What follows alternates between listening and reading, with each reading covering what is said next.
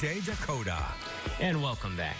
Well, what does a quarter in a cup of water have to do with your food safety? New this morning, meteorologist Amber Wheeler is here to connect the two in this week's Weather Wise.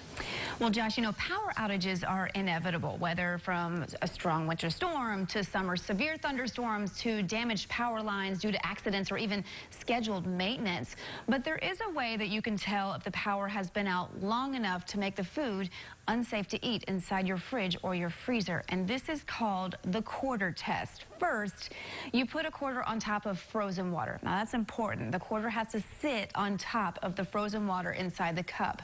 If you have space, you can always keep this in there for unexpected outages, but this can be good if you're leaving town, say, for the holidays, just in case you lose power.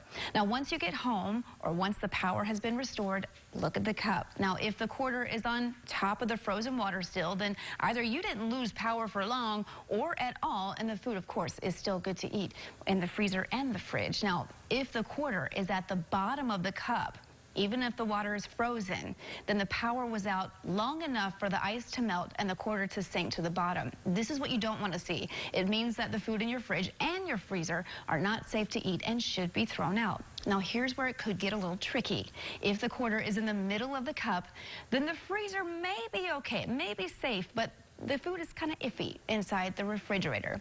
Now, a feature that we have in-house is a power outage index. This is a model that we look at here that gives us an idea of where we could see power outages. It's based on an algorithm based on weather conditions, ice, heavy snow, also strong winds. And Josh, this is something that we'll quite often use when we're looking at, say, winter storms, especially if there's ice involved.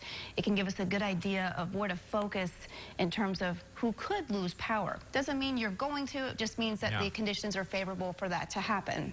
And it always seems like, you know, these mass power outages are at the worst times, like a hurricane or a snowstorm. But that quarter trick is certainly helpful. I think I'm going to employ that into my life at some point. Can give you safer food, that's for sure. All right, thanks, Amber. Still plenty of news and weather ahead on Good Day Dakota, including election